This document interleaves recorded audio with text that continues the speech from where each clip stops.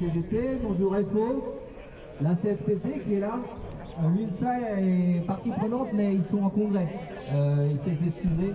Tu veux la tire, s'il te plaît? Avec le réflexe, il aurait peut-être fait. Bon alors,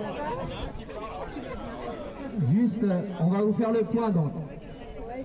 Je pense que on est là en tant que militants élus, mais je pense qu'il va falloir réellement bouger ce directeur général. Il n'est même pas descendu. Il n'est même pas descendu. Alors le prétexte, ils sont très dans les règles.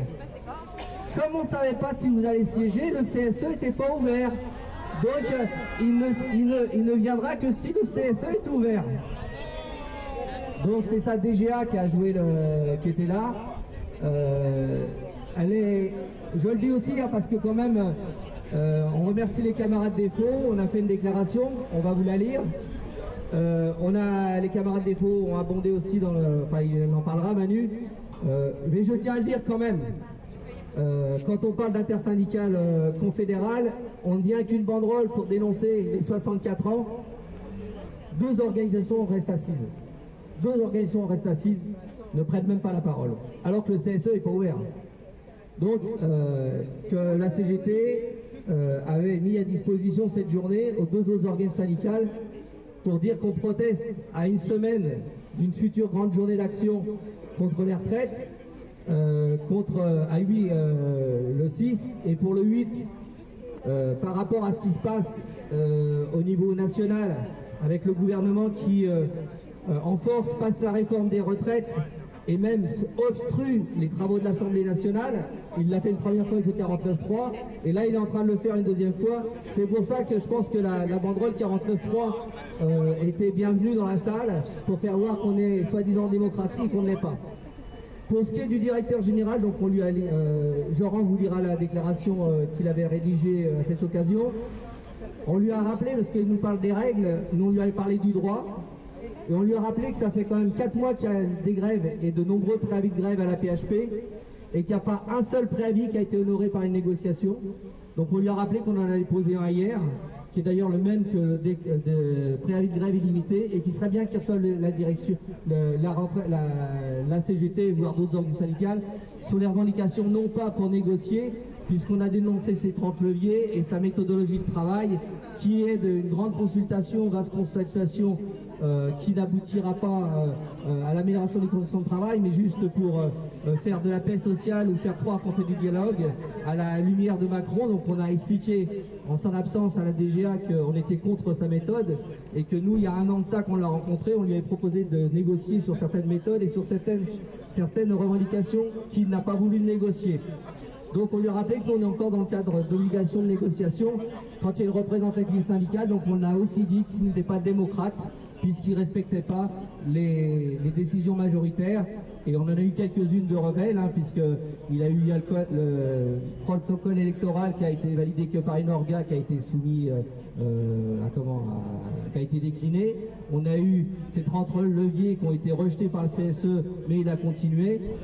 Et donc on lui a fait cette déclaration dans cette teneur-là, en sachant qu'effectivement, il va falloir que les organisations syndicales qu'on est, on s'unisse vraiment, on continue à s'unir et faire front contre le directeur général, parce que ça l'emmerde quand même de ne pas pouvoir dialoguer officiellement avec les organisations syndicales telles que dérouler ces instances quand même telles qu'il pourrait les dérouler. Donc voilà, les enjeux sont importants à la PHP, hein. Je pense que l'arrivée de Revel et sa communication n'ont rien changé la situation, hein. Dans les services, c'est toujours la cata. Les effectifs manquent. S'ils pensent que recruter, ça va se faire. Ces 40 expérimentations de temps de travail, nous on le redit à la CGT, c'est un piège énorme, et je crois qu'à FO vous êtes sur la même longueur, enfin tu me diras. Mais pour nous, remplacer des modes organisationnels, des RT et des RH par des RR, c'est tout simplement mettre en place l'annualisation totale du temps de travail, et que au-delà de ça, les salariés, ce qu'ils ne voient même pas, c'est qu'ils risquent même de perdre les heures supplémentaires, parce que plus tard, on leur fera pas faire des heures supplémentaires, on leur donnera pas leur RR et on leur dira tu bosses, point barre. Donc au bout d'un moment, le piège est vraiment là et qu'il faut qu'on continue à expliquer, même si c'est dur parce que nos collègues, par les temps qui sont durs, acceptent des choses contre nature pour leur propre santé ou pour les conditions de travail. Donc il faut qu'on soit vraiment unis pour expliquer ce que c'est que ces fameuses 4 jours par semaine. Ce sont pour l'instant qu'à l'heure, nous on appelle ça les leviers de Revel, et il ne faut pas le laisser faire et mettre ça en place. Et il va falloir qu'on mette nos forces dans les instances, mais peut-être aussi dans chaque service. Et je pense que quand l'unité syndicale est là, on arrive à bouger des montagnes. Je rappellerai quand même que les retraites, ça fait quand même maintenant 5 mois que l'unité syndicale tient. Jusqu'à ce qu'un gouvernement ne puisse pas tourner la page, et ça il va falloir faire le 6. Mais regardez à la paix ce qui se passe quand on est unis sur les revendications avec les PPH par exemple, partout ça fait tache d'huile, partout on obtient des augmentations de salaire, enfin des primes, voilà. Donc quand on unit les salariés, et puis je pense que les camarades pourront témoigner, mais une première victoire intersyndicale qu'il faut vraiment saluer, c'est celle de Beaujon. Un établissement qui ferme, en général on ferme tout ce qui est social pour faire fuir le personnel. Ils ont voulu fermer le centre de loisirs, et ben là, le mouvement social qui d'ailleurs avait l'intention, le mouvement de GREC a l'intention de venir aujourd'hui en délégation, bah, la suspension la fermeture du centre de loisirs est programmée. De loisirs de l'hôpital Beaujon. Ça a été une annonce assez brutale pour les personnels, car effectivement il n'y avait pas de centre de loisirs qui pouvait accueillir à l'extérieur avec les horaires atypiques que l'on a et les prix démesurés qui sont proposés à l'extérieur des hôpitaux. À partir de cette annonce, il y a eu un mouvement spontané des organisations syndicales, notamment la CGT, qui a permis d'organiser cette lutte, qui a rassemblé le personnel dans une action face à la direction le 12 mai dernier et qui a mis 130 personnels devant la direction. Ce rapport de force a été impressionnant pour la direction et on a vu le DRH qui est devenu même tout rouge à un moment donné. Il a perdu totalement ses moyens. Et à la suite de cette action, le 25 mai, durant l'Assemblée Générale des personnels, une centaine de personnels étaient encore présents et ont décidé la grève.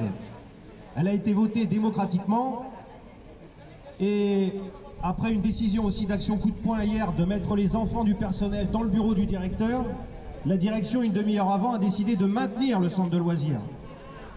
Ça veut bien dire qu'avec le rapport de force, la grève et tous les outils qu'on peut connaître dans le mouvement ouvrier à la CGT, eh ben ça fonctionne. Et c'est pas désuet, c'est pas quelque chose qui est archaïque. Ça fonctionne et ça fonctionnera toujours. Et c'est par ces moyens qu'on arrivera à gagner d'autres combats. Et ça, le personnel s'en est rendu compte. Lui qui des fois était un petit peu fataliste, se disait que tout ça ne servait à rien, ben finalement il s'est quand même rendu compte que ça servait à quelque chose.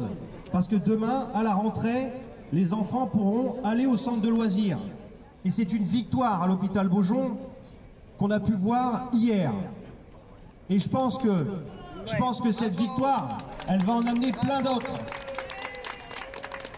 Et comme la grève des préparateurs en pharmacie qui en ce moment rayonne sur les hôpitaux de la PHP, je pense que les centres de loisirs, moi je pense qu'on peut en regagner, on peut regagner plein de choses et des conditions de travail et aussi sur la crèche. Donc cette victoire, il faut s'en servir comme point d'appui pour la suite et aussi et surtout pour le maintien de l'hôpital Beaujon et de l'hôpital Bichat. Merci mes camarades.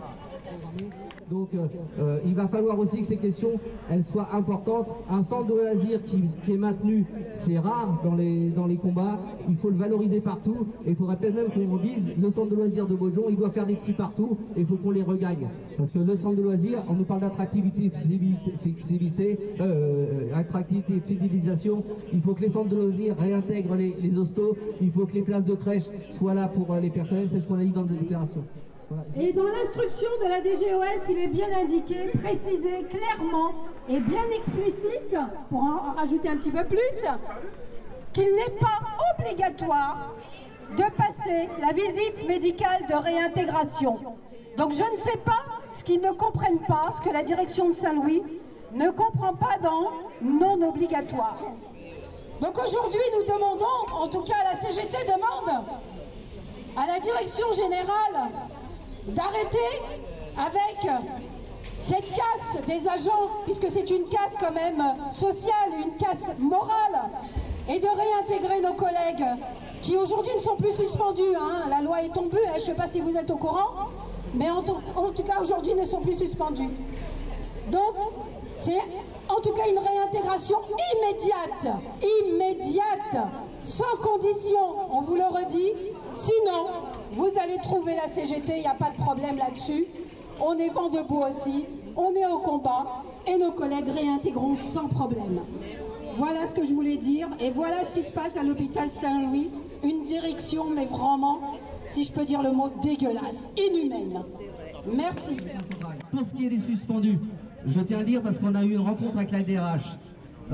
C'est inadmissible ce qui se passe avec les suspendus. Nos collègues ont été spoliés de tous leurs droits de fonctionnaire. Tous leurs droits de fonctionnaire. On les a achetés comme des malpropres dans une période où c'était important qu'ils soient et qu'ils restent dans les services. La DRH de la paix applique les prérogatives ministérielles sans aucune souplesse à la PHP et elle donne par exemple 15 jours de réintégration à tous les suspendus. Celui qui ne serait pas réintégré serait carrément en abandon de poste, ce qui est inadmissible alors qu'on a expliqué à la DRH qu'un suspendu qui avait dû refaire sa vie, il lui faut à un moment donné pour réintégrer l'institution, il lui faut un peu de temps s'il doit faire une rupture avec son employeur, s'il doit réintégrer un autre logement parce qu'il y a des collègues à nous qui par manque de salaire ont dû se sont retrouvés dans la galère. D'ailleurs, je le dis aussi, hein, on a été aussi, malheureusement, on a joué le rôle de ce que la direction générale soi-disant allait jouer, le rôle social auprès des suspendus. C'est les organisations syndicales qui ont essuyé les plaques et la CGT qui a été auprès des collègues suspendus. Et d'ailleurs, on est encore en lien avec eux. Et donc, on va demander et on continuera à demander leur réintégration.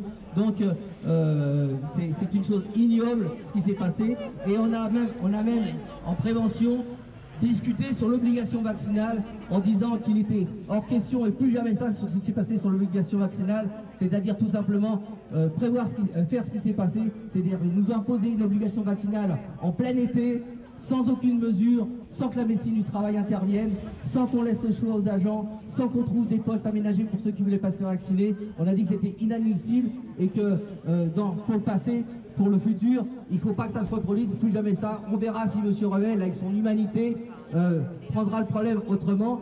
Et je dirais, ça m'étonnerait, puisque la première rencontre qu'on a eue il y a un an, pile poil, quand on l'a rencontré, il était fier d'avoir fait la loi avec à l'époque Castex sur l'obligation vaccinale et les suspendus, et il s'en revendiquait.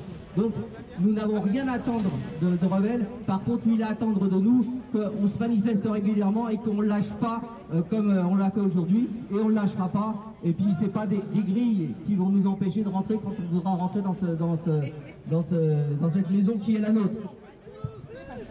Nous, à Saint-Antoine, on a au moins 6 agents, 6 aides-soignants qui ont été reçus au concours des PP et qui aujourd'hui ne seront pas financés, soi-disant parce qu'ils n'ont pas super bien rempli leur dossier pour le financement. On trouve ça scandaleux.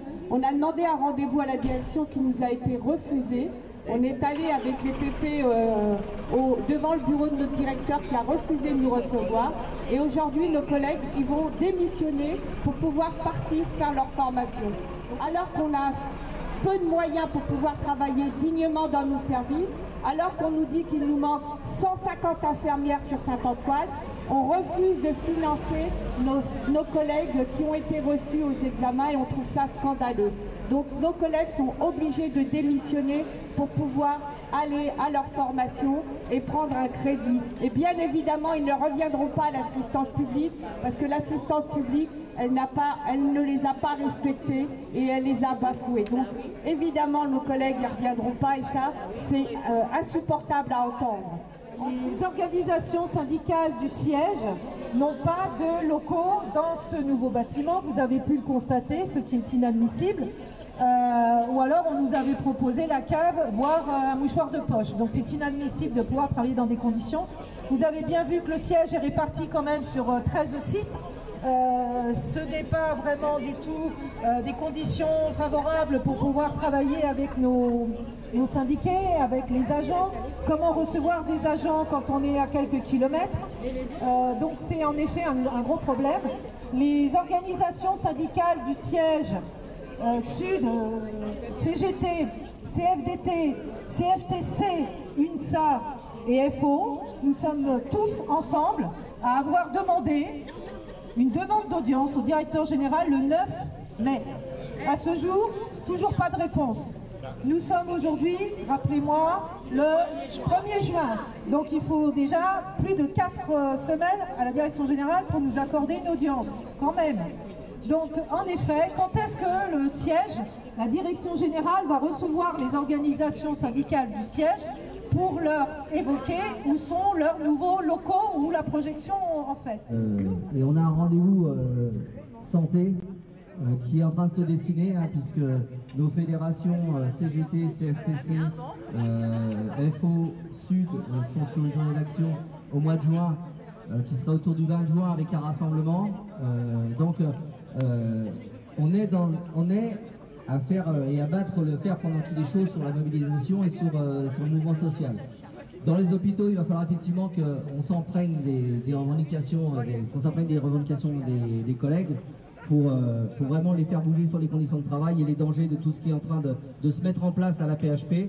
Comme tu disais tout à l'heure, et on l'a dit, hein, la PHP a toujours été un ballon d'essai pour toutes les réformes. Rappelez-vous, les GH, la mise en place des GH, ça a été les précurseurs de la loi Bachelot. Ils ont été mis avant la loi Bachelot. La déréglementation du temps de travail a été mise en même temps que l'attaque du code de travail. Donc on est bien dans une démarche où l'AP, avec ses 75 000 salariés, son statut particulier, est une cible à battre, mais aussi est un ballon d'essai. Si on arrive à faire plier et à passer des modes de management, des modes d'accompagnement de leurs réformes et de la manière dont ils veulent gérer, je dirais, l'exploitation clairement des agents hospitaliers, on s'y prendrait pas mieux, et ça, Revel l'a fait tout de suite et d'entrée, et pour ça il veut évincer les opposants, ceux qui s'opposent et qui sont là pour, je dirais aussi, parce que c'est aussi notre rôle malheureusement, c'est qu'on est là pour réparer les dégâts, parce qu'il y a ceux qui valident les choses, mais d'ailleurs en général c'est la CGT, voire d'autres organisations syndicales comme FO qui ramassent. C'est nous qui sommes obligés de nous battre pour se battre par rapport à la dégradation sur la santé. Par exemple, chose qu'on n'a pas, on l'a pas dit, mais Revel, il est responsable aussi de la mise en place des nouvelles instances. Quand on voit comment il gère les conseils de discipline et les commissions médicales, si quelqu'un peut dire on va aller discuter avec cette personne parce qu'il a un potentiel d'humanité et qu'on va pouvoir changer les choses, que c'est un haut fonctionnaire, pour nous non, c'est pas un haut fonctionnaire, c'est quelqu'un qui applique une ligne de conduite et de management très très grave et qui va peser pour des décennies sur la paix. Comme Martin Hirsch, ils n'ont pas le même profil, ils n'ont pas la même chose, mais ils sont vraiment dans le droit fil, et pour ça, je le rappelle, nous sommes des organisations syndicales et nous ne lâcherons pas sur notre représentativité. Et d'ailleurs, je pense qu'au niveau national, l'intérêt à un moment donné et la crédibilité de nos organisations syndicales, elles sont en train de prendre de l'oxygène avec le mouvement des retraites. Et on a intérêt effectivement à essayer aussi ensemble de faire comprendre que le syndicalisme c'est l'avenir, et que c'est pas d'aller discuter en off avec le directeur général ou avec des médecins et laisser les médecins discuter sur nos conditions de travail, on arrivera à peser sur les conditions de travail et sur l'avenir de notre institution.